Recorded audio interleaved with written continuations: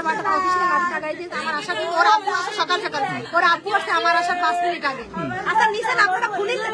হ্যাঁ, তারপর কি হলো আপা? তারপরে 8টার দিকে আসলেন, তারপরে 8টার দিকে আসলেন, আইসে দেখি কি গেট বন্ধ, পরে একটা গোপনের জায়গা আছে গেট খোলা যায়, খুলে দেখি কি যে কারেন্টের লাইন কাটা। তখনই আমার মনে সন্দেহ হয়েছে, দেখি ঘরের ভিতরে 2টা দরজা আটকানো, ডাকাডাকি করছি, এর মধ্যে আব্বু হয়েছে। আইসে দেখি 3টা লাশ, আমার মুরগি পুষি ওই পাশে, মুরগির খোপের মধ্যে আমার 3টা লাশ। না কি হয়? আমার মা আর আমার 2টো বাচ্চা, একটা ছেলে একটা মেয়ে। আপনারা কি খুনির ছবি নিছেন? কি কারণে মারতে পারে একটু বলেন তো আপা, কি কারণে মারবে? এই জায়গা জমি নিয়ে আমাদের বাড়ি, গ্রামের বাড়ি জাল দলিল হয়ে গেছে, ওইটা নিয়ে কোর্টে মামলা চলতেছে। আমি হলাম ভূমি অফিসে চাকরি করি, আমি এসিল্যান্ড অফিসের অ্যাকাউন্টেন্ট। আমি আমার এই গ্রামের শ্বশুর বাড়ি যত জায়গা জমি আমি সব মেনটেন করি, মিউটেশন করা, খাজনা দেওয়া, হ্যাঁ সবকিছু আমি মেনটেন করি। এই কারে আমার এই কোন কেস নিয়ে লড়া, যা কিছু মিউটেশন করা সবকিছু আমি করতেছি।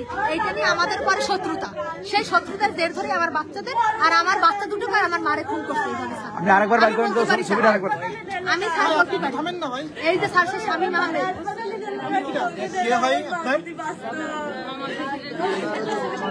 আমার বাচ্চা দুটো মরে গেছে তো বন্ডি, শক্ত হয়ে গেছে,